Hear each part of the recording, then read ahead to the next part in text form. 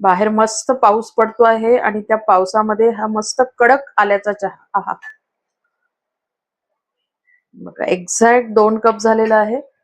आ हा हा हा, काय रंग आलेला आहे चहाला, सुंदर, अप्रतिम आणि मस्त आल्याचा फ्लेवर येतोय. आणि चला आम्ही पण हा चहा आता एन्जॉय करतो आणि तुम्ही पण अशा पद्धतीने नक्की चहा तयार करून बघा. नमस्कार, Sushma healthy wealthy recipes and salad मध्ये सर्वांचे खूप खूप स्वागत. आणि चहा म्हणजे चहा प्रेमींसाठी चहा म्हटलं की अगदी परमानंद असतो आणि त्यात असा हा पडणारा पाऊस आणि तिथे जर तुम्हाला कपभर का होईना चहा मिळाला तर त्यासारखं काही सुख नसतं. पर चहा म्हटलं तिथेही प्रत्येकाची आवड वेगवेगळी. कोणाला मसाला चहा लागतो, कोणाला वेलची चहा लागतो, कोणाला फक्त आल्याचा चहा लागतो, कोणाला हर्बल टी लागते, कोणाला ब्लॅक टी लागते. एक ना अनेक प्रकारचे चहा पिणारे पण इथे. पण आता हा पाऊस पडतो आहे असा आणि या पावसात जर फक्कड मस्त तुम्हाला कोणी आल्याचा चहा दिला ना तर म्हणजे सोने पे सुहागा असं आहे. तर आज आपण असाच आल्याचा चहा बनवतो आहे. पटकन होणारी रेसिपी, अगदी 5 ते 7 मिनिटात हा चहा तयार होतो. तर आपण रेसिपी बघूया. पण त्याआधी जर तुम्ही माझ्या चॅनलवरती नवीन असाल किंवा अजूनही माझं चॅनल सबस्क्राईब केलं नसेल तर प्लीज चॅनलला सबस्क्राईब करा. रेसिपी आवडली तर जास्तीत जास्त लाईक करा, शेअर करा, तसेच बेल आयकॉनला पण क्लिक करा जेणेकरून माझ्या नवीन व्हिडिओची नोटिफिकेशन पहिल्यांदा तुम्हाला येतील. आणि चला रेसिपी बघूया. 2 कप चहाचं मेजरमेंट मी तुम्हाला सांगणार आहे. तर त्यासाठी 1 कप पाणी घेऊन घेतलेलं, म्हणजे आपला नॉर्मल जो कप असतो ना त्याच्यामध्ये जर टाकलं तर तो कप आणि हा सेम आहे. हे पण चहा प्यायसाठीच मी घेतलेले. आणि 1 कप दूध आहे.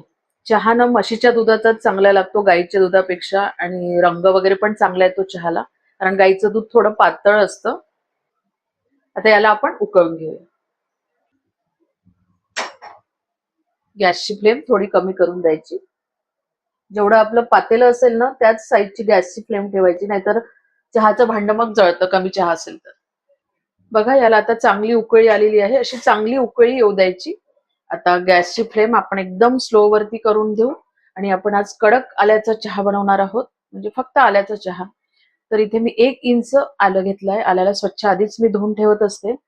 आणि 2 कपासाठी तुम्हाला जर जर स्ट्रॉंग पाहिजे असेल ना तर 1 इंची आलं घालून घ्या. आणि आलं किसून घाला, म्हणजे खलबत्त्यात थोडंसं ठेचून घेण्यापेक्षा, कारण याच्यामुळे जे आहे ना चहाला स्ट्रॉंग फ्लेवर येतो. आणि चांगलं उकळल्यानंतरच आलं घालायचं. बरेचदा आपली कंप्लेंट असते की आलं घातलं की चहा फुटते. तर पहिले दुधाला आणि पाण्याला चांगलं उकळी येऊ द्यायचं आणि मग आलं घालायचं, म्हणजे चहा जो आहे तो तुमचा फुटणार नाही. दूध आपलं डायल्यूट होऊन जातं थोडंसं. आणि आता आपण हे सगळं आलं किसून. तर आल्यामध्ये पण 2 प्रकार येतात. एक स्पेसिफिकली जे आल्याची चहा पिण्याचे शौकीन आहेत ते असं नेहमी बारीक आलं घेऊन जातात. आणि एक खूप जाडसर असं आलं असतं. तर मग ते भाजीसाठी किंवा वाटण्यासाठी वापरतात. कारण जे असं थोडंसं बारीक कांड्याचं आलं असेल ना तर त्याचा सुगंध खूप छान येतो. स्ट्रॉंग असतं ते, थोडंसं जरी घातलं तरी चहाला मस्त चव येते. हे सगळं मी याच्यामध्ये टाकून घेतलेलं. एकदा थोडंसं आपण मिक्स करून घेऊ.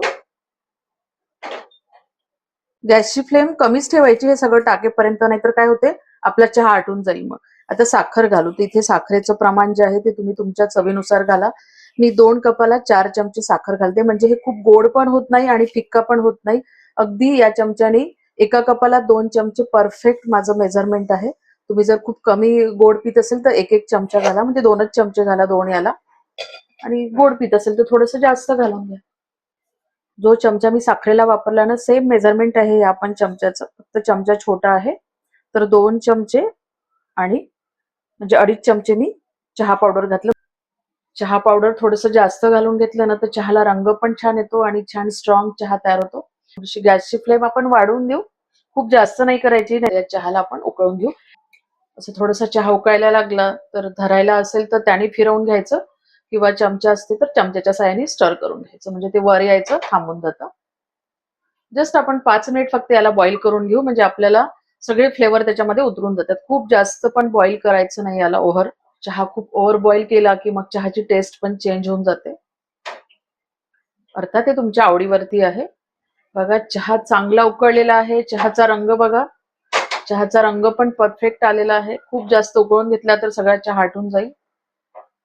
आणि 5च मिनिट मी याला उकळून घेतलं आणि चहा रेडी आहे. चला गरमागरम काढून घेऊ.